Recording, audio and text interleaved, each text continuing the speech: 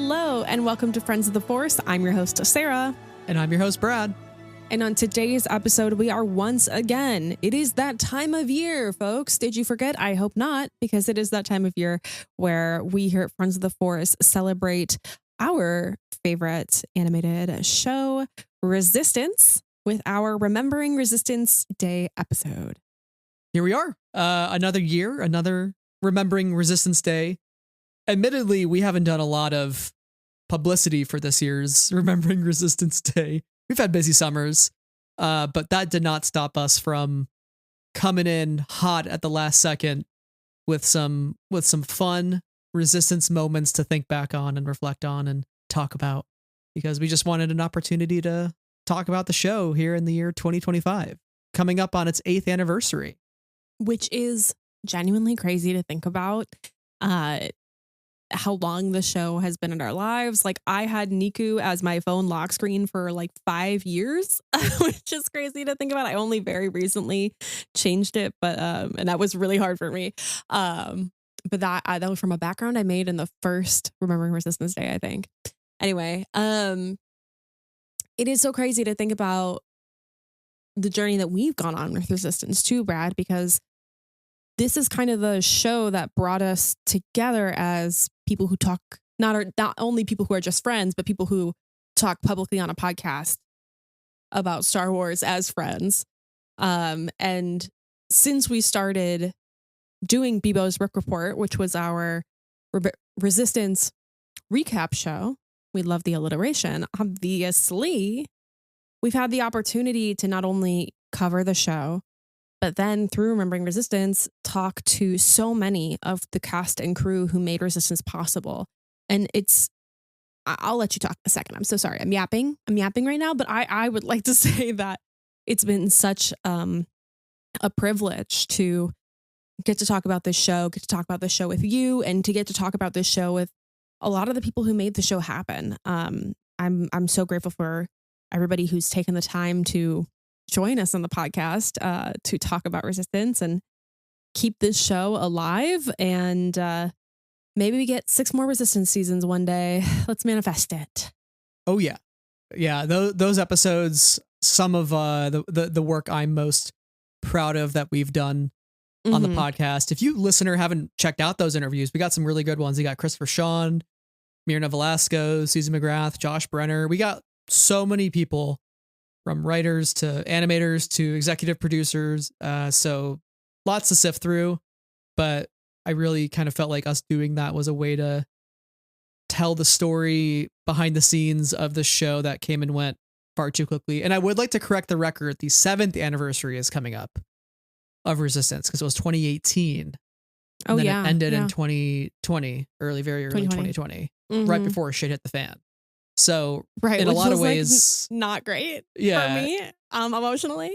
Yeah, Resistance is like almost a vestige of another life in some ways, because of it came at this interesting time right before it aired right before Last Jedi, and then it ended right after The Rise of Skywalker, and then right before the pandemic, the height of the pandemic. So it's also really wild to think about, though, because when we started recording Bebo's Book Report, I was recording podcasts from my college dorm. And then we had our first interview the day that everything, went to shit, unfortunately.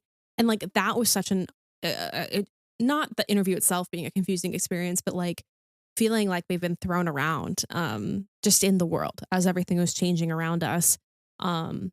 But doing that interview with Tasia Valenza led us to do many more and continue to talk about Resistance. So I think that it kind of proved to be a little bit of a lifeline for us through that transition of what was normal in 2020 and 2019, and then the normal that we have created, for better and for worse, like out of that time. But Resistance has been there for a lot of those moments for us, for sure. Yeah. And hopefully not the last of interviews that we've done about Resistance. We're always on the lookout. If you're listening to this and you are a part of Star Wars Resistance, hit us up. Let us know we would what's love up. to talk about it. Seriously, anytime. So, it doesn't need to be around August. Yeah. There will be more. I'll make sure of that. There's never a bad time to talk Resistance, and that's why we're here today. So 7th anniversary up and coming. We hope that you have the chance to watch Resistance today. Watch with your friends. Tell your friends about it who haven't watched. Watch with your family. Show your kid if you have children. It's a great gateway into Star Wars. All the noodliness of Resistance, one of my favorite things. But speaking of favorite things, we're talking about our favorite things on Resistance. Yeah, we thought it would be fun to just have a chat about some of the things that we're still thinking about with Resistance, some of the things that have stuck out so much to us, quotes we're quoting these days still, or moments that give us joy and hope in this world. And I just thought that this would be a fun conversation to have. Like, what's on our mind when it comes to Resistance? Yeah, especially because like we're in a transitionary period with animation, because the Bad Batch ended last year. We have some new Star Wars animation coming up for the first time in since the Bad Batch concluded with Visions Volume 3. So we got some good animation on the horizon, which we'll probably weave in and out of throughout our conversation today, and how kind of Resistance sets itself apart from some of the other things that we have gotten and have yet to get on our TV screens. So I also say, like, it comes at an interesting, this moment we're in right now. It's an interesting transition for us as Andor has ended this year, and as the first major phase, the first major chunk of High Republic storytelling has come to an end. We'll get phase more in the future, but these were things like Resistance that I think took up so much of our brain space for the time that they were happening. And I think having this conversation today is like a good reminder that we can revisit these things whenever, and we can still have conversations about them and still just enjoy the memory of all of these things. They don't go away. So I think after these things have ended, sitting back and saying, okay, let's revisit something that has also brought us a lot of joy, is a good thing to do right now. I think all of our favorite things just need to stop ending is the takeaway here. I mean, at a base level, yes, please. Pretty please. I'm struggling out here. Right. Yeah. Throw me a bone, But hey, in a good news for us as Star Wars fans who would like to still be Star Wars fans going into the future, but who are also maybe a little bit picky these days, they changed the release schedule for the Rise of the Reign of the Empire series. So we're going to have that for even longer than we thought we were. Does that mean I have to wait longer until Rebecca Roanhorse's book comes out? Yes. And does it kill me inside? Yes. But if it were released tomorrow, then I'd read it and then be done with it. Mm-hmm. So is it a little of a double-edged sword? Yes. But it doesn't mean does it mean we're going to get it until like mid 2027 instead of like early 2027? Yes. Okay. Bright side, a lapsel. Always look at the bright side of life. That's a lapsel. We just keep extending out that time you have to be on the podcast. Right. My written contract. Yeah. We'll get the last Reign of the Empire trilogy book the same year that Last Jedi celebrates its 10th. I know. It's all part of the plan. And also in other really important news, Hoshi and Woozie from 17 are going into that they're having to enlist in the military soon. And they're going to be back in March of 2027. So it's like when they get back, we'll still have another Reign of the Empire book to enjoy. And it'll be 10 years of Last Jedi. And it'll be the 50th of the original. And it will be Celebration. I feel like 2027 is going to be another big year for Sarah. Because, this year BTS came back. And we went to Japan at the same time. That's crazy. Okay, and then Resistance. People are like, wow, TFA 10th. That's wild. What about when Resistance hits its 10th anniversary? That's when I'm really going to feel the creaking in my bones. That's the real litmus test. It's weird to think about TFA 10 this year because, oh my God, I'm 10 and nobody's years older talked than about I it really. was. I mean, granted, it was a December. We were all talking about Revenge of the Sith here in the True. spring, which we're gonna do here in the fall. Don't worry about it. But It's I coming. think that people are going to start talking about TFA come the fall into the winter because that's when TFA came out, Brad. Mm-hmm. And hopefully we get the theatrical re-release. Please, that'd be so much. It would be so much. I would fun. love that. But that is a little bit different than I think like 2027 will be, because it's going to be. I think everybody's going to be going for the originals, for A New Hope, like all year. But me on this podcast, originals who? Original trilogy who? It's Last Jedi's year. I'm sorry. We can have both. We can have both. We can, and we will have both. But just for me, it's TLJ's year. 2027 is going to be. I think 2027 is going to be a good year. I have a feeling. I think that we legitimately could probably already pull out the calendar and start mapping episodes.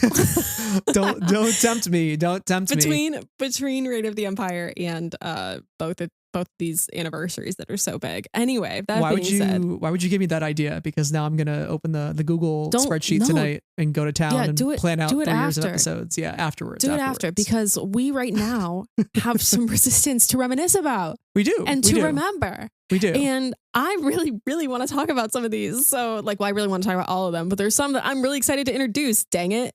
Yeah. Well, speaking of TFA though, I do want to maybe start. It wasn't on our list, but one of my favorite things about Resistance was the fact that it was tying into the sequel trilogy. Yeah. And the fact that we got to see, I should also say, like, spoilers for this whole conversation for Resistance up front, but probably a given, but getting to see Kaz watch Hazi and Prime get blown up, right? And I think that was one of the first moments on the show, aside from the appearance of Leia and BB-8 and Poe Dameron in the series premiere, but right, that was a moment where we're like, oh wow. And then eventually we get to Dakar in season 2, and the Resistance had just left, so we knew we were on the heels of TLJ, right? So I thought it was so cool. I hope also, that Kylo Ren. Oh yeah, obviously, yeah, totally. I would love. He's big.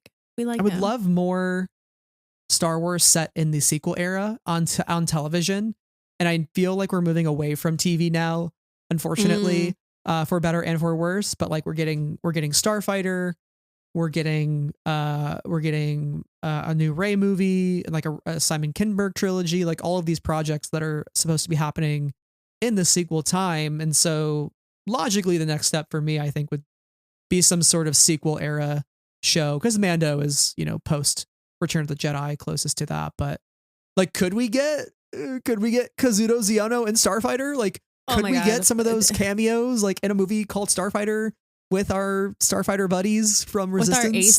With our aces? Like, not that they're going to be main characters, but like, do I see Bucket in the background a la Chopper in Rogue One? Like, come on, throw me something here, The possibilities. If you are listening to this podcast and you are making Starfighter right now, please, dear God, put Bucket in the background. I will cry tears of joy. Like, I love Bucket so bad. But like, I think the movies are gonna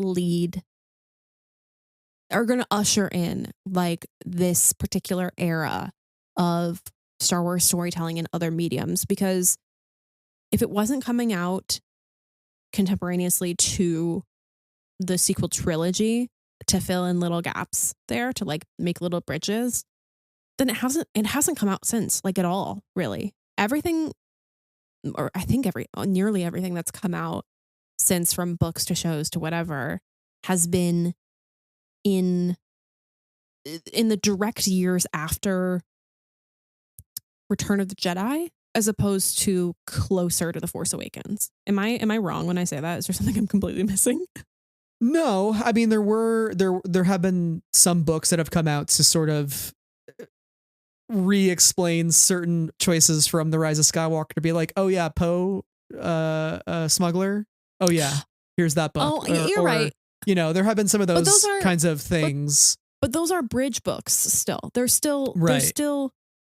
filling in a gap with the character that we know from the movies, as opposed to like being a piece of storytelling that exists in the same time frame but is separate from the main story. Well, I think the Finn and Janna book coming out probably a month or two now, that's supposed to be sort of also a fill in the gaps book, but also taking place through the lens of them like talking to each other, I think, like after Tross. Oh, that'll be good. And the author is his other work is really interesting. So okay. This stuff is like starting to happen, but it's still mostly legacy characters that we're getting.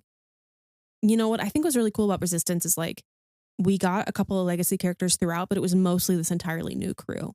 And I hope that movies we get in this era in the future will usher in the ability to tell stories that are also new groups of characters that make the galaxy a lot bigger. So that's what I hope for. Like, and I think the movies will bring that in because it like movies are still at the top of canon, you know? So I think that it will allow other people to see the tone and mine from these film spaces, if that makes sense, in a way that Resistance did by weaving in, but mostly out. Yeah. I think it feels to me like Lucasfilm is dipping its toes back in the sequel era because, you know, Rise of Skywalker came out and it was very divisive, obviously. And I think they wanted to distance themselves from that for a hot minute. So regardless of how good we think these next batch of movies will be, I, for one, am happy that we're getting sequel trilogy era stuff again in our lives because there's just such a rich mine of things to go to. And, you know, Resistance again, just being something that was tying into that era and giving us a different slice of life. I don't know. It was a very special thing to be getting the show alongside TFA and TLJ coming out. What an interesting kind of moment to be a fan when when the sequel trilogy was coming out and the show was coming out alongside it. And it's really interesting to look back and kind of see where we've gotten glimpses of these characters elsewhere. And who we're still hoping for. Captain Doza. Oh, who said that? Who said that? Weird. But yeah, okay.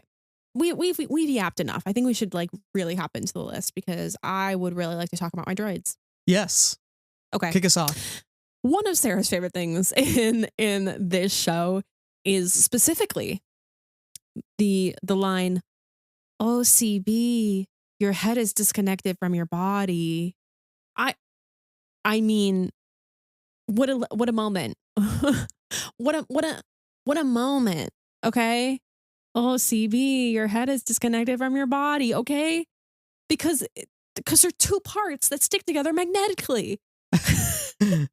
CB for listeners being one of the what is the model? CB droid, or because there's BB-8 and then there's CB-23. Yeah. What is the overall model of the droid called? Is it like a? I have no idea actually.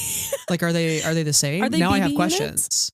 A BB. Oh, it's just called the BB series Astromech droid. Okay. With feminine programming, according to Wikipedia. Because CB-23 is a girl. Yes. Don't get it twisted, I guess. But then they also had like the evil BB unit for one of the multiple episodes that CB fights against, right? And then also BB-9E. Yes, BB-9E, the First Order version of this droid. But like CB was so delightful, and how everybody reacted to CB in this series was great. But also on top of CB, we also have the legendary, the iconic, the move out of the way chopper Bucket. Okay, and he wears his little helmet, and he's so freaking cute. Yeah, the series introduced some good droids, and to your point about not legacy characters dominating the scene, like we did get BB-8 in the opening episode, but the fact that CB-23 did become like the droid, right? I think was so fun. Bucket is very much like the droid of Yeager's shop because he has these Yeager's droid, but he like between the two of them, there's such great droid personality on this show. And then we get to see the BB-9E. We get to see a B2 at one point. And I don't know, both CB and Bucket are just endlessly lovable, like truly endlessly lovable. Like, what do you mean you don't like Bucket, whose little helmet is slightly off-centered from his one-eyed head? Like, what are you talking about? He's adorable. He's everything. Which, by the way, I did not realize CB-23's name is a nod to Carrie Beck. who's the vice president of development within the Lucasfilm Story Group. I feel like we learned this piece of information at one point in time and probably have forgotten it in the years since and are getting to have the lovely moment of relearning it again. Because I feel like I remember that. It was from Bucket's List Extras for the debut episode for CB23 called Signal from Sector 6. Ooh, yes. Yes. We love them. I do love CB23's coloring as well, like the red and the light baby blue. Love it so much. Although I'm still upset to this day that I never bought the big Galaxy's Edge droid of CB23. Like I just never purchased it. I agree. But also, what was I going to do with the big CB23 droid depot? Like, what was I going to do with that? The possibilities are endless. That's like an investment. But yeah, I know. Think about it. Once AI takes over the world, right? Okay. If you had that CB23 droid depot droid, you could just give it sentience. And then you'd have your very own CB23. You make a compelling argument. Actually, out of all the arguments you could have made when it comes to AI, you kind of slayed that one. But I don't know if I need a sentient droid. But if I was going to have any of them, CB23 would not be a bad one to have. But we do have the small CB figure. Like, I will never take her out of the box. We should have just bought 2 for each of us because then we could have an in-box one and out-of-box one. But we have the small one from Droid Depot. I do. Yeah, I have it still in box. So like we're set. Yeah. Anyway. Yeah, I think that's a good transition point to our next topic here, which you had this one written down as well. So I'll let you introduce this one. Yes, because one of our favorite things about this show, no doubt, and they have their own episode, very iconic episode in season 2, it's the answer. The episode is From Beneath, but that gives away the answer, which is Flix and Orca. And I think one of the best things about this whole series is that it was isolated. It took place, on the Colossus, and we have this community on the Colossus. And we're probably not going to do a ton of mentioning of Aunt Z. But Aunt Z helps to make the world the way it is, and all the pilots that we meet, the aces, Yeager, but also, of course, Flix and Orca. I love queer representation in my Star Wars. No, I think they're great. The banter between them, the dynamic between them, the episode From Beneath is so fun. But also, like, whenever we get to interact with Flix and Orca, like in their shop, it's always so much fun. There's always a smile on my face. I love these characters. Yeah, because I feel like oftentimes in Star Wars, when we see traitors, they're always unsavory in some ways, right? Like they're trying to rip you off, they're doing some shady business. They're not to be trusted. I'm thinking Unkar Plot, right? Right. Who comes to mind in the sequel era. And not that Flix and Orca were trying to protect their shop, but like they were just so funny. And they had such rich personalities, and at the end of the day, they were good people, and like they weren't in it for scamming people, right? But they had a business to run. I respect that. But at the same time, they were just always willing to help their Colossus family and put their Colossus family first when needed. And I think that was super admirable. Like at the end of the day, it wasn't about making a buck, even though they do like making a buck. Right. But that's not what they're in the game for, Yeah, and their dynamic between each other is so fun. And also the design differences between them. They move around in the space differently. And talk about a height difference. Talk about a height difference. Wow. We love a slightly problematic height difference in our fave ships, But no, they're so fun. And but Flix literally has these bird legs, and he's got long arms and his big eyes with his glasses. And I'm so obsessed with their design and the way that their designs contrast from each other. And how like they do different things. Like, I don't know. I just really think they're neat. I really think they're neat. Can you tell that I have a smile on my face while I'm talking about them? Speaking of people we haven't interviewed on the podcast for Resistance Day, Jim Rash and Bobby Moynihan, Jim Rash and Bobby I would love to Moynihan. interview them both at the same time about these characters, because I feel like the stories and perspective they could bring about Flix and Orca would just be so entertaining. Please come on the pod. We would love to chat about it. Yeah. I'm trying to think of the one episode, and I'm forgetting what it's called, but it's one of my favorites of the series. When we go back to Flix's home planet.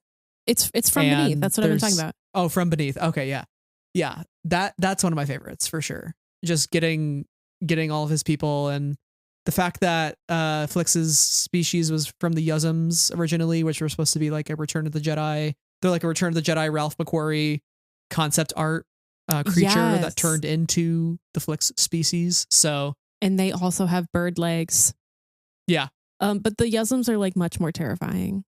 Yeah, very scary. But like much respect to the Yuzums. The fact that Resistance was taking something like a Ralph McQuarrie painting and turning it into like a character and like a new spin on it, I think that is so cool. And just the fact that Ralph McQuarrie's art keeps on giving. That's right. Like in every single aspect, like there are so many probably like Ralph McQuarrie things that we don't even know yet that are being incorporated into future Star Wars projects. Like it's wild. It's wild to me. Everybody that works at Lucasfilm probably has, when you log into your laptop or your desktop computer, I don't know what they work on, and they have a preloaded file of all of Ralph McQuarrie's art. You know, like it just has to be there. It has to. Yeah, so great. His species though being called the Gozo. 2 Z's, right? Yeah, that's okay. At San Diego Comic-Con, they had like a big Lucasfilm animation booth, and it included Resistance. Oh my God, everybody cried, including me. I was losing my mind. And they had busts of all like the main characters, and it killed me a little bit because they did goof up a couple of the name spellings, but I forgave them immediately because I was so delighted to see all of the busts. But they were doing 2 Z's for Bozo, which is not right. It's yeah. We're gonna have a talk with somebody about that. It's 1 Z. Just remember. Anyway, speaking of 1 Z. Wow. I know. Wow. We got to talk about the Dozas. Which has one Z in it. Yeah. Because one of the things that we also can't shut up about when it comes to Resistance is, oh my God, the mom is alive. And also, like, look at this beautiful, interesting family that has complex history and gets to have a happy ending too. And my God, we love the Dozas here on Friends of the Force. Do we? I mean, to me, these are like the 2 characters I feel like could be the first in line for a Star Wars spinoff book. Please. Because just amazing stuff. I do want to shout out to like the introduction of Vanessa Doza, who obviously Vanessa has a special place in our heart. And, you know, Tasia Valenza was the first person that we talked to on the podcast from Resistance. So that was really cool. But Rendezvous Point, which aired November 24th, 2019, episode 208. That was the introduction of Vanessa. And that was like one of the first episodes of Star Wars Resistance where I cried because it's Tora's birthday. She's missing her mom and she finds comfort with Captain Doza, but Vanessa gets to the rendezvous point just a moment too late and misses her birthday because they have to fly off from the First Order, right? So getting to learn a little bit more about the Doza family dynamic. This episode was directed by Bosco Ng, who we came to find out at that point, like Bosco directed a lot of really pivotal stuff in not only Resistance, but in Rebels. Written by Jennifer Corbett, who went on to be the showrunner for Bad Batch, right? So there's a lot of cool history baked into this episode. There's so much heart in Bad Batch, so you kind of see the through line there. But wonderful episode and 2 really important characters. Just to show a relationship in a galaxy torn apart by war, and 2 people who used to be on opposite sides of a different war. And came to love each other because we know Captain Doza used to be with the Empire. So that's the story I want to hear told, is like how did Vanessa Doza? I mean, I know how Vanessa Doza got Captain Doza to leave the Empire. Like who would not? lead the empire for Venisa does. For Venisa does, what I mean. yeah. Like, goddamn. Yeah. Goddamn. Yes. Mm-hmm. I would love to see that. Yeah, and I think, as I mentioned before, Captain Doza is really like the character that I think needs cameos places that hasn't gotten them, because you see Captain Doza and he has such heart and warmth to him. He's someone that you trust in this show, and to learn that he has this complicated history where he was on the wrong side, but also to know that he has this loving relationship now and that he's on the right side now and he's doing good things, and he cares about his family, his wife and his daughter, and like I find him to be such an interesting character. And Venisa as well. Like, we only see her in I think 3 or 4 episodes, but you immediately find yourself taken with her because she's warm and generous and interesting. And our sweet girl Tora, like, what a family. What a family. I want more of them as a family unit and individually. They're all so incredibly interesting. And it just makes me happy to see a family like this. She's just so cool. They're all so cool. I want to have dinner with them.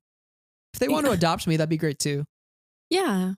Yeah. Star Wars dinner party, and it's just us and the Dozas, Mm-hmm. Yeah. Anyway, one of the things that this show is centered around that we haven't talked enough about, we talk about the droids. Yeah. We talk about all the surrounding characters. Yeah. We talk about the Dozas. Yeah.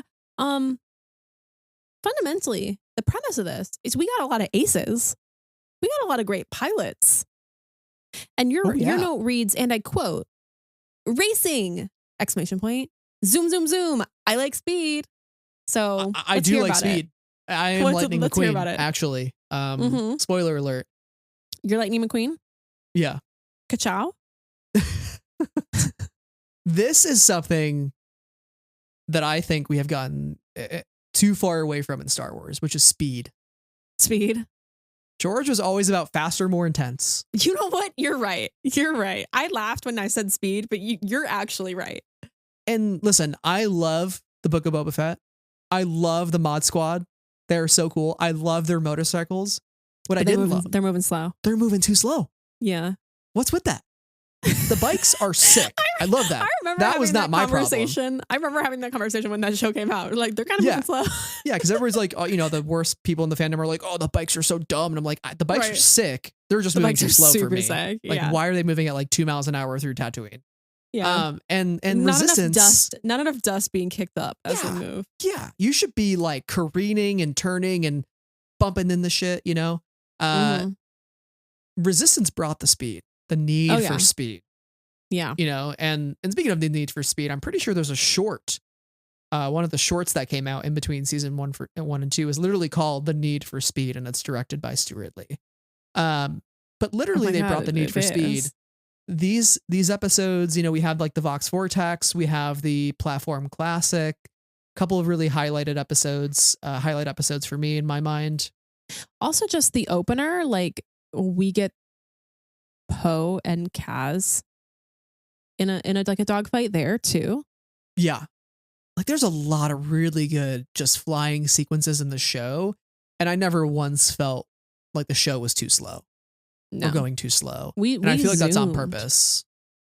Yeah. Even the Fireball, for all of its broken parts, and it's still going pretty fast, Mm-hmm. And that's something I would just like Star Wars to get back to at some point, is the pod racing, is the fighter dogfight chases, and sequel trilogy did this like relatively well too, like with Poe Dameron flying through the Dreadnought and Last Jedi, I think comes to my mind. Oh yeah, that opening sequence, also the Millennium Falcon Jakku sequence. Yeah.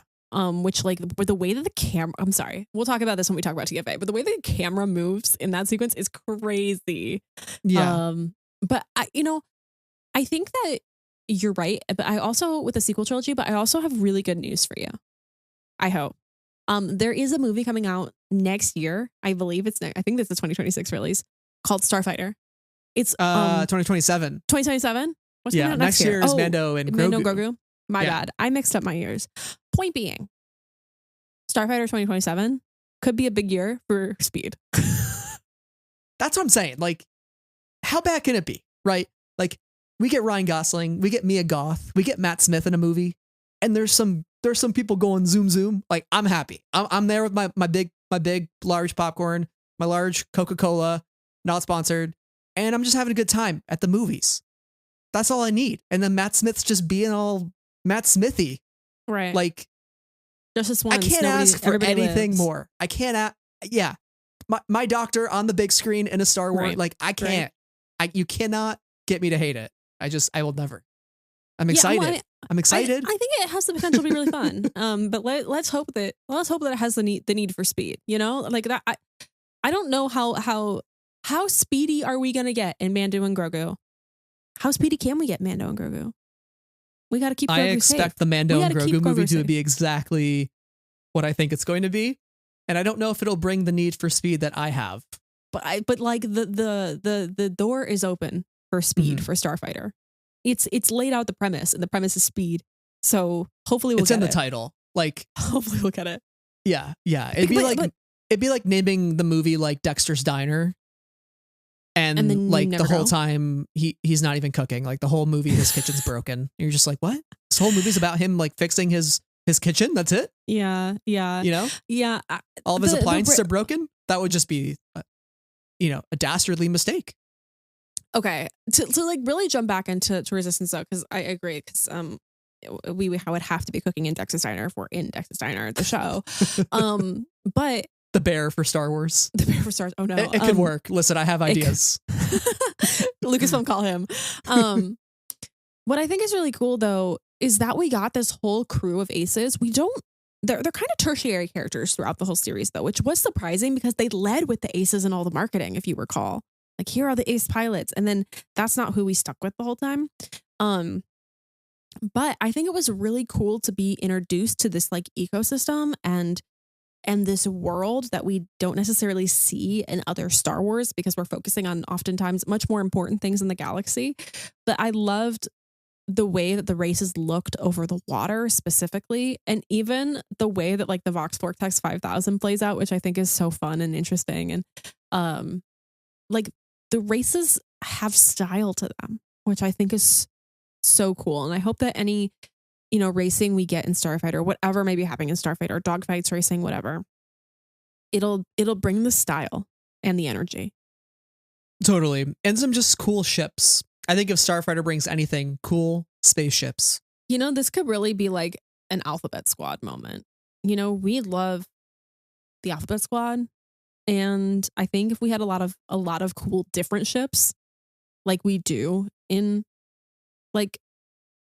Alphabet Squad, sometimes in Resistance, like there's so many cool ships in Resistance. So many cool ships in Resistance. Oh. Speaking of the Colossus, we'll talk about her later. My mind is just swirling with ideas about Starfighter.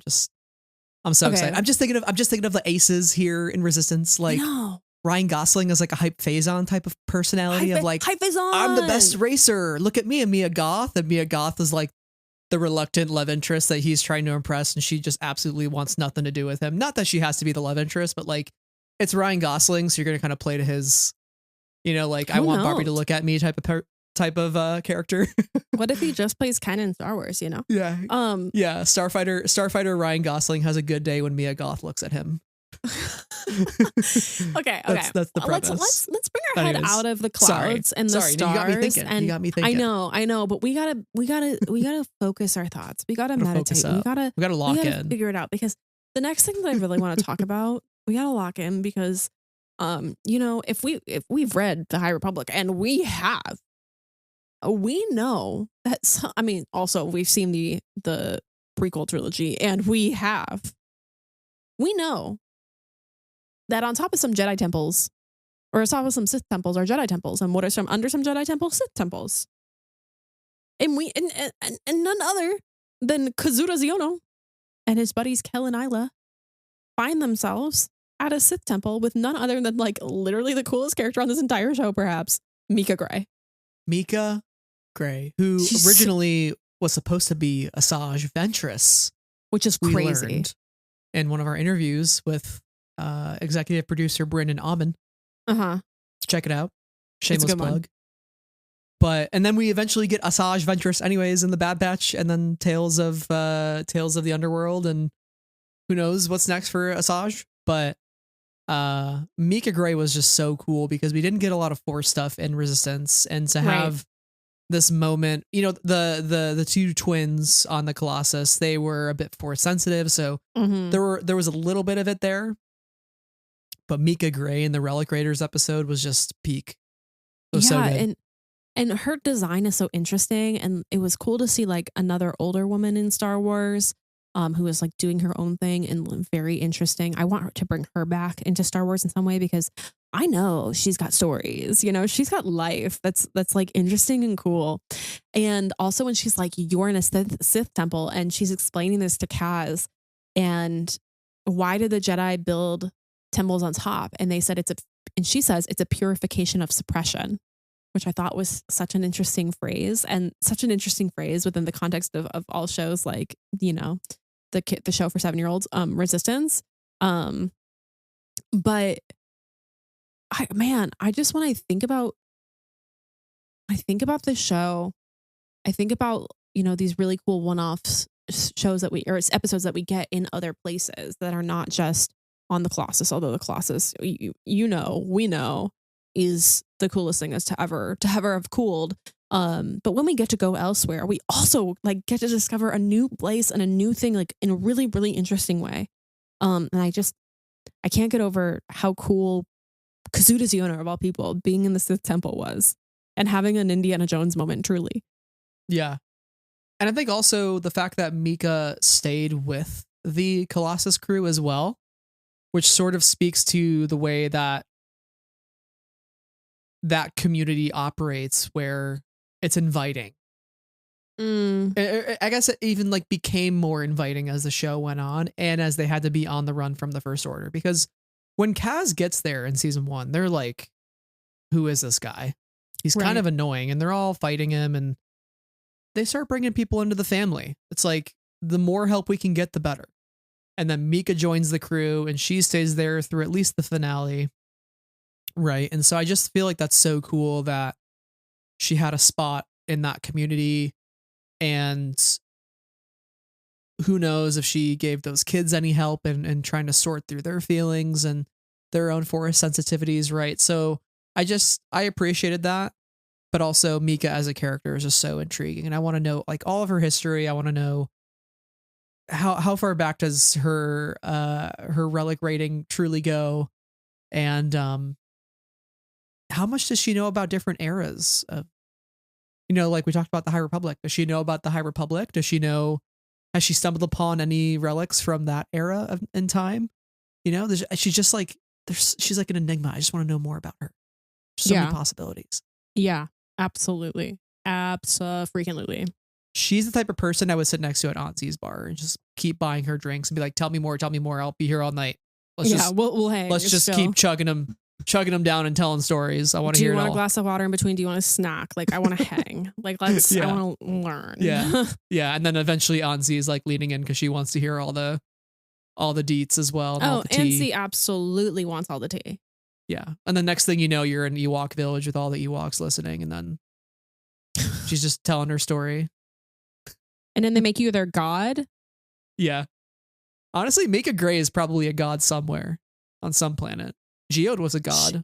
She's probably gotten herself into enough situations where she's made herself a god, essentially. Yeah. Yeah. Speaking of God. What a transition. Bebo's mom. Like, she's gigantic and omnipresent, No, that was a terrible transition, but what I'm really excited to talk about next is maybe it's our favorite episode of maybe it's our favorite episode. Maybe. I mean, I would say so. Like, we named our entire podcast series after this episode. Yeah, we really did. We really did, because we love Bebo, and that's season 1, episode 12, called Bebo. And in this episode, our good buddy, our boss buddy, love of our lives, Niku, finds this little creature, and he's like stinky and slimy, and he calls him Bebo and says that he's going to be his best friend. And it's precious. It's really precious. But then they get into some trouble because Bebo's mom is like, that is my baby. And they have to fight a little bit. But then when we meet Bebo's mom, she's compassionate. And Niku knows what he needs to do to be a good person and also to care for Bebo is to give Bebo back to his mom. And it's like the sweetest thing ever because, you know, Niku. And it's also like, wow, this is the coolest fucking creature I've ever seen in my life. Bebo's mom is incredible. Obsessed. 11 out of 10. 50 out of 10. Love her. I think what's so cool about this episode as well is opening our eyes more to the setting of Castellan and what's beneath the surface. Because think about our own world in the ocean and the ocean's depth. That's right. There are things living on this world that we have no knowledge of that are just down there. Living. Just looking living. Creepy. I'm talking about you, anglerfish, although we definitely know you exist. But like, have you seen an anglerfish lately? Horrifying. But like the fact that Bebo's mom is one of those things that we think about in our own worlds, like completely manifested in Star Wars of like, what if the biggest creature imaginable you could think of just came up from the surface and wanted its kid back, you know? And I think that premise is so interesting and it just makes you wonder what else is underneath Castellan's surface. But yeah, from a character design perspective, I think Bebo's mom is so cool looking and Bebo is just so cute, obviously. But this whole episode is just very wholesome because who amongst us hasn't wanted to adopt a cute animal that we found in the wild, like a cub, you know, like it's like can't take the cub though because the mama cub wants his baby, you know. Its tail is all this time. Yeah, I think that this episode too is just like a beautiful vehicle for Niku's compassion. To really just see his compassion as a character. And you know, I feel like I love Niku right from the start, but like after this episode, if you don't love Niku, I don't know what to say to you. Like go watch it again, you know, figure it out. He's so gentle as a character and when he figures out, you know, what he needs to do and it's like selflessness in order to do that, but everybody is better off for his act of selflessness and compassion. And I really like that as a theme for that episode. And the other thing that I would like to mention on the character design side of things is what's so interesting about Bebo and Bebo's mom is that our main characters, like all of the people that we see, their coloring, like they're all very bright. They're all very brightly lit and their designs are fairly simple. You're not seeing a ton of the shadows on their face or anything like that. And so like that's why we have like Tora's suit being the colors that it is that are so bright too. It really relies on simple bright patterning and like single kind of plain faces instead of a ton of shadow, a ton of depth in the face, which one like gives it talks about the setting a bit. Like Castellan's sun is bright and we're also reflecting off the water, but also just the design of it being, and I don't say this negatively, like much more one-dimensional than like very 3D animation, which is cool. But the difference between them and Bebo and Bebo's mom is really interesting because Bebo and Bebo's mom have all these patterns and are multicolored and have lots of shadows. And like, I think the difference between the very plain patterning on the outfits and that sort of things versus like the texture of Bebo's mom's patterns and skin is so cool that we can get both in this particular Star Wars. This one definitely holds a special place in my heart. Also one directed by Bosco-ing as well, which again, recurring theme here on the podcast is we love Bosco-ing and all of the episodes that he's directed of Star Wars animation. We have a Gorg. There was a Gorg that they made for the parks at one point. It was like a toy.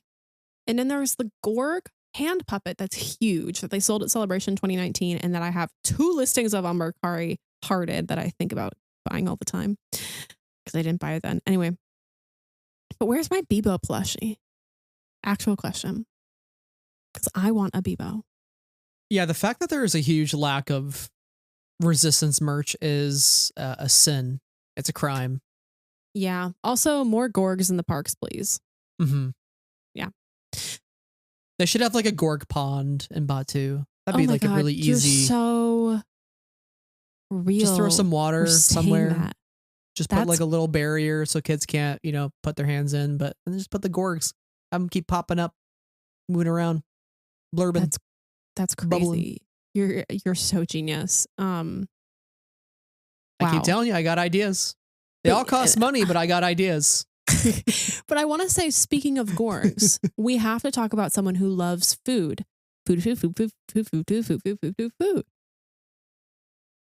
And that's Niku. That is Niku. Yeah. Niku, the love of my life. Who wanted to be Bebo's new parent and reluctantly had to give up Bebo. Mm-hmm. But I think we've talked about it a little bit with Bebo and through Bebo already. But Niku's empathy and compassion and like dedication to his friends is one of the most admirable things. And even people I feel like who really disliked the series, I feel like I've seen this comment a lot of, well, I didn't really like the series, but I did like that one character, Nico or whatever. It seems to be like the Resistance haters also like Niku. It seems like some of the Resistance haters don't like Niku though. Really? Yeah. Okay, so maybe I just have gotten lucky with some of the things I've seen. I've internalized some. I've had to like work through some people talking really poorly about Niku in a ways that like really bother me. Yeah. So I feel like Kaz was often the punching bag for a lot of criticism. But it was like, his really annoying sidekick best friend. You know? But I feel like Niku could be. It's just, I don't know. If you don't like Niku, that's you gotta work that one out with your therapist on why. Right. That's what I think, because Niku is maybe the most pure, most bright, most generous character in the whole show. Maybe in all of Star Wars, perhaps, potentially. He's sweet and kind and sincere and generous and silly and has a lovely smile and loves Gorgs and wants to be there for his friends. You can't help but love him. I'll cry thinking about Niku. Like, I love this character so, so much. He delights me. He really delights me. He's also a great reminder that this is a show for kids. Yeah. Like at the end of the day, this is a show for kids. We just happen to love it because there are still adult themes, and we don't say it's a show for kids. Well, because we have taste. In like any negative way, but like we talked about this a lot with all the middle grade books in the High Republic, and even just the middle grade genre in general. But like these things can be consumed by adults, but at their heart, it's to help teach kids a lesson. Like in the case of Bebo, it's to teach kids a lesson about the love of an animal and having to make a hard choice sometimes with an animal and give it back to its parent. Like, hey, sorry, you can't keep that raccoon you found in the garage. Niku is sort of like a vessel to tell some of those basic lessons because he's so whimsical and because he takes things so literally. And I think shares many of the same qualities of like a kid in some ways, of being all too trusting, maybe in some ways. I think that Niku is also like a really wonderful character, because he wants to be a friend. He is a friend, and he's a good friend to those around him, and those around him, as they get to know him, they get to also be better friends to him. And I think we see that over the course of the series too. And I think that the relationship between Niku and other members of the Colossus crew is that of understanding and crossing differences and truly getting to know someone. And it's interesting also because when we meet Nina, who is also a Nikto, we get to learn a lot about Niku, and we get to learn a lot about who he is inside. And I don't know. I really love him. I just think he's the absolute sweetest. And also, have you hydrated today? Because I know Niku and his water bottle have. Oh my God. I forgot about the water bottle. You bring up Nina, by the way, who is voiced by Josh Brenner's wife. So that was cool. But I think that's a great example of like why Niku is so kid-like, because he is so trusting of this individual.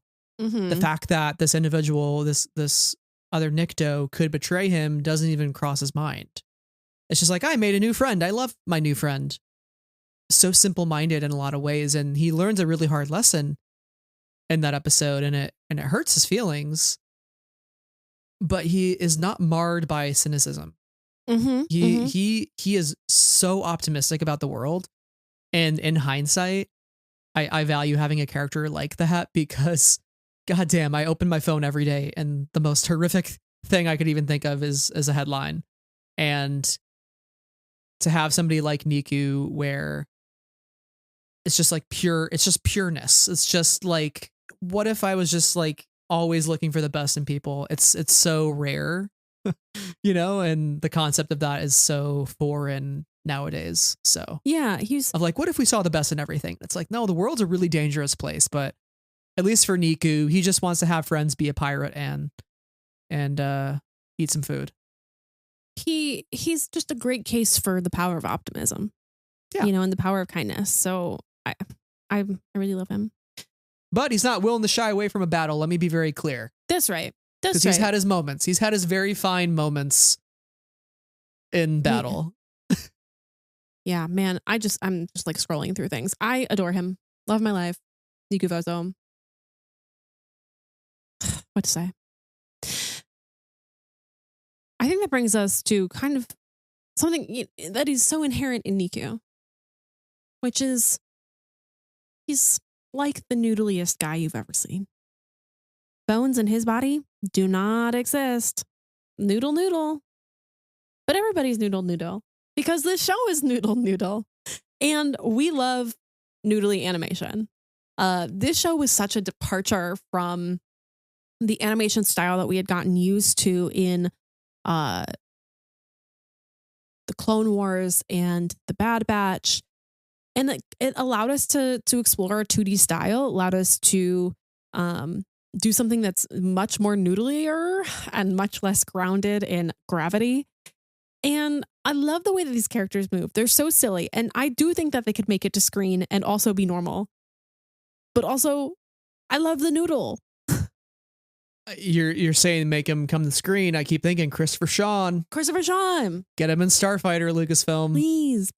He's so cool. Christopher Sean in Starfighter would actually, like, I would be in the theater and I would stand up, start yelling at the screen, and they'd have to escort me out.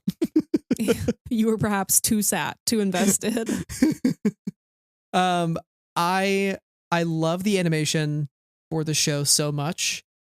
I feel like overall we have gotten a pretty uniform style of animation from Lucasfilm over the last couple of projects. And I'm thinking mainly of like Clone Wars into Bad Batch being the two biggest mainstay series, but Rebels has something really different as well. But I think people kind of, to a point, would consider Rebels the best of any animated show that's come out. It also lives in the same universe as, like in terms of the 3D style, and it lives in the same universe as the other shows, even if it's a bit different.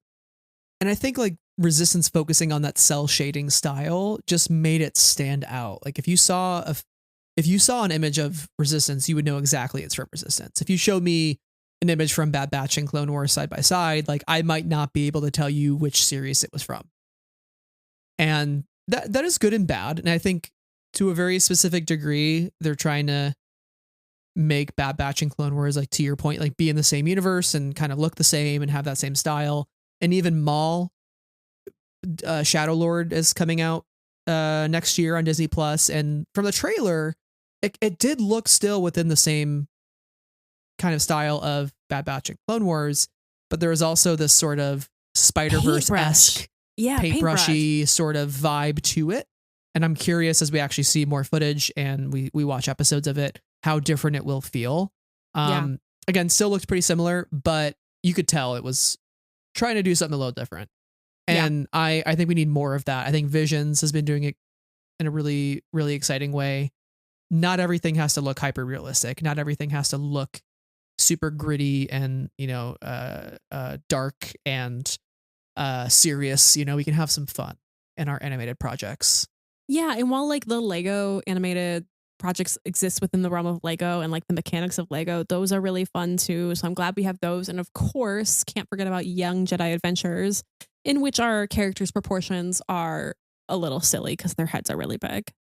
But those are really fun characters too. Yeah, I love the variety of animation. And yeah, and I'm glad that Maul Shadow Lord is expanding upon the existing visual understanding we have of like the main line of their animated style with like the paintbrush vibe to it. Also, I'll be really curious to see how that develops that style further. But yeah, nothing like the noodles. Nothing like the noodles. I hope we get another truly noodly show in the future. Genuinely. It's the best. I want all the noodles. Seriously. Because like the reactions are just so over the top all the time. And it's so great. I don't have a good transition here. And so I'm going to do a transition moment and talk about a transition character to bring us into our top 2 moments, which are objectively the best things ever. But before we do that, let's cue the elevator music. Editor, you're gonna have to put in elevator music. I'm joking. He's like, I'm not doing that. Cue the elevator music because here comes O'Peepit to polish the floors. This is my honorable mention that I thought about as we were talking about this, because the delight that is the back of the Star Wars Resistance. How do you have that poster? Did you go to that panel? I forgot. No, I bought the poster off eBay. You bought the poster on eBay. Sorry, it's behind him, folks. Because unlike you, I actually make my impulse purchases when I find things online. I don't. They just sit in my likes, Although I did buy a Tarful, so I have a new Tarful coming my. Yeah, proud of you. Thank you. I'm really excited about him. But I need the Revenge of the Season 2 Sith poster. packaging. No packaging. Out of box. It's okay. It means we get to do things with him. He gets to go different places. He doesn't have to stay in the box. Point being, O'Peepit on the back of the Resistance Season 2 poster, just a little guy. You laugh whenever you see him, but you also love him because he's precious, a precious baby beam. So shout out to O'Peepit. And he has polished this hallway. So that means that we can talk about the 2 greatest things to have ever happened. And that we have to start with the Colossus coming out of the water. That's not a station, it's a ship. That to me, coolest thing that's ever happened. All Star Wars fans need to unanimously agree. One of the coolest things. Greatest thing. Like, come on. The whole season, we're sitting on Castellon. We're sitting on this platform. We're like, yeah, it's just like a platform that they built there. It's just a little hub. No, it's a freaking ship, bro. It's out of the water. It's huge. It's giant. Huge. It's huge. Are you kidding me? And this is why I was upset that I was not at a part of the reason I was upset I was not at San Diego Comic Con, because they had the station version model out there. And I was like, is this the one they displayed in the offices? Is this the one? My baby, love of my life.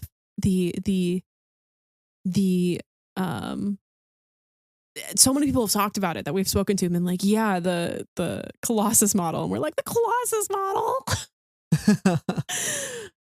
No, but really, the Colossus coming out of the water was the craziest thing ever, because that ship is also huge.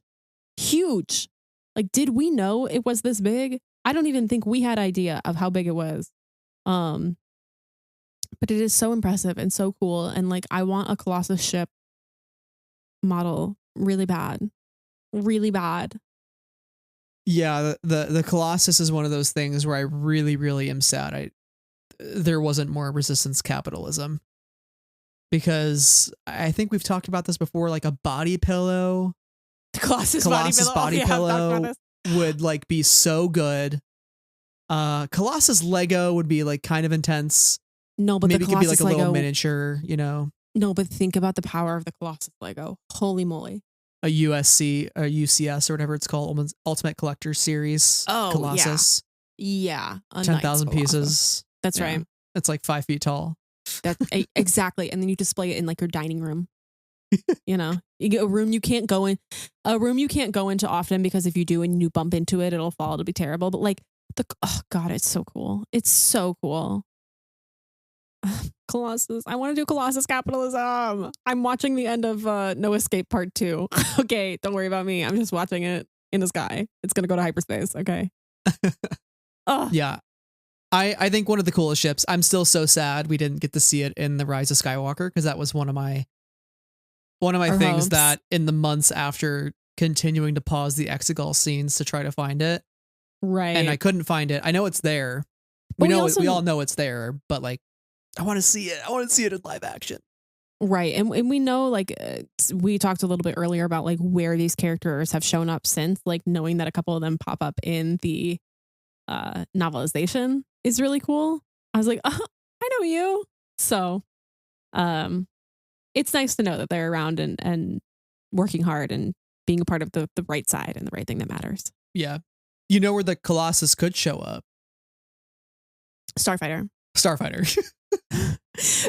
Wait, hold on. I'm sorry. They're going to have to up their budget if they want to build the Colossus in like movie level animation. Wait, stop. Now I'm thinking about it. I can't get my hopes up about it. I love how this episode turned from let's reflect on Star Wars Resistance into let's speculate about Starfighter and our Starfighter wish list. No, but like these things make all it go specifically together. for us. Star Wars is one interconnected big story. It's a galaxy far, far away. Okay, like the possibilities are endless. The possibilities are endless, and we are remembering Resistance because we're delighting in the potential of more Resistance.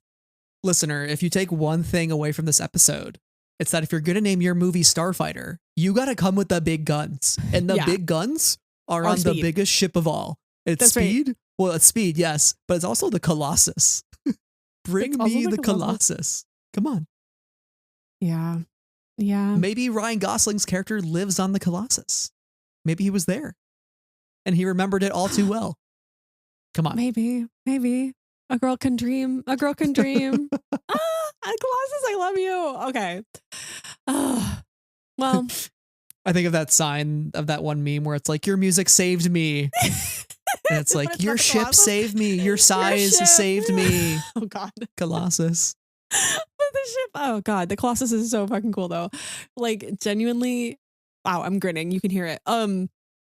Genuinely one of the coolest and most wild moments. And yeah, maybe we get something as cool in the future, if not just a Colossus return, because holy moly, we know there are more of them because we defeat an evil one at one point in this series. So let's hope. Let's hope, because man, we all, you know, Resistance deserve Colossus live action. I don't think that everything needs to be live action. I really don't. And I don't think that live action is better than animation. I really don't think that. But I do think we deserve more Colossus, and I think we deserve Colossus live action. Mm-hmm. Yeah. That's like the biggest, the wildest, the baddest Colossus could be is like live action Colossus. I dream of her. That would be something. Matt Smith's whole shtick in the movie is just like, I want that ship. It's really cool. I want to own it. Give it to me. I hope the makers of various Star Wars projects know how happy they could make me if they brought back Colossus. That's all I'm saying. Like, wow, we could really delight Sarah today. Listen, I know the VFX will cost millions of dollars, Lucasfilm, but consider I think it would pay how off. happy I think it would pay off. we would be. Also, like, consider how happy like the invisible hand makes me. Like, that's an exciting ship. Okay, I just think an exciting ship every once in a while. Delightful. Yeah, great Star Wars. Like, I gotta say, like, just they don't make them like they used to. They really don't. I think the one time I've truly felt that in the last, dare to say, since Force Awakens, was the Mandalorian Starfighter or N1 Starfighter coming back. Like the big reveal in that episode of Book of Boba Fett, where he flies through the canyons of Tatooine. Like that was a moment where I'm like, oh, ships are kind of cool. Poe Dameron's X-Wing, like whatever, it's an X-Wing, cool. It's an X-Wing. Whatever. But like, what other ships are there from the sequel trilogy aside from the Dreadnought and like I'm trying to think of other like big ones. The Ninka cruiser is cool. Like what is the Raddus? Dare I? Oh, the Raddus. Yeah, the Raddus from Rogue One. Okay, I'll give you that for sure. No. Radis is TLJ. Oh, right. Because Radis is dead. You're right. I know. But what I have to say, the U-Wing. The U-Wing. I disrespected the U-Wing. I'm sorry. You also cannot disrespect a Hammerhead Corvette, please. I'm sorry. Okay, yes. I'll give the Hammerhead Corvette that. Thank you. Also part of Rebels. The B-Wing in Rebels, very cool. We love the B-Wing. And then we have the U-Wing and the Naboo retrofitted Starfighter from Mando. Yeah. There's some cool ones. There's some cool ones out there. And like we get the Colossus, but like we need a really fucking cool ship. We can get some speed like something with the really, Naboo Starfighter. Really out there that we've never seen before. Or we could just do the Colossus again. Yeah, that but like I want something that will make my jaw drop when I see it fly. Yeah, it'll happen. Holy, that is so We're gonna cool. get it between Mando and Grogu and Starfighter for real. Yeah, I can't just do another X-Wing. That'll bet on actually. Yeah. $1. I can't take high bets. I have 5 cents. But I will bet on it. I think this has to bring us to like we've talked for more than we planned to talk, but we're really delighting in Resistance right now. So it's not a bad thing. But I think we can close out this conversation with some joy, some hope, some optimism. And that is because that is how the series ended, with a hug, with Team Colossus all together, as a community, as a family, and as people who have looked out for each other, and rallied for one another during tough times. And Niku also gets his water bottle in this scene again from Yancy. Big. Yeah. Yeah. I cherish the final shot of the show. Mm-hmm. And, it didn't have this sort of grand ending, like Rebels, for instance, had like the big what's next moment. Oh my God, Sabine and Ahsoka. And like, that was really awesome when I saw it. Like I freaked out, rightfully so. But I think Resistance kind of ending as a sort of like this sort of like self-contained story of like, it's not about where we're going. It's about like the journey. It's not about the destination. It's not about the flashy ending and like the what's next, the post-credits scene. It's about like all the time we spent with these characters, building community, looking out for one another, despite the choices each person made, right? Like Tam comes back and they're all hugging her despite the choices that she made. Right. To join the First Order. And no matter her doing that, they still loved her, they still cared for her, and they were just happy that she was alive and well and back with her family. And it was just like the most kind of found family visual that you could ask for out of a series. And it was just so lovely. It's so gentle and generous and kind to every single one of its characters. And I love that. But not Rucklin. No, Rucklin like died. I'm pretty sure. He's dead. Maybe he deserves. Unless okay, hear me out. What if Matt Smith plays Rucklin? Adult Rucklin. Somehow Rucklin returned. You know what? Possible. The opening credits, the dead speak, Ruckland has returned. People are like, who the is Ruckland? Anyway, sorry, I didn't mean to derail because of Ruckland, but genuinely this scene is so kind. We have the Dozes all together. We have Team Fireball. We have Yeager's shop. And we're in Aunt Z's, and we've got everybody here. Everybody's here. This whole community that matters. And I just think it is such a wonderful Star Wars ending. Not all Star Wars is happy. A lot of Star Wars has a lot of sacrifice, a lot of despair. And in this one, kind of like the ending of, Return of the Jedi, is just happy. Funny enough, that coming right before, again, the pandemic and the world kind of flipping on its head a little bit.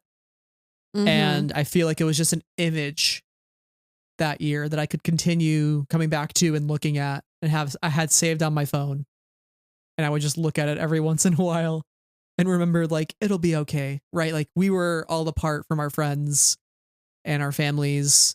We couldn't have that moment like they do on the Colossus. And it was like, okay, we can get there. We can get there again. It can happen. We can be with each other. So it kind of served as a reminder in a lot of ways of just despite how alone we all felt that year of like where we could get back to. Mm-hmm. And that was pretty neat. Yeah. So thanks, Resistance, for being that little beacon of light at the end of the tunnel.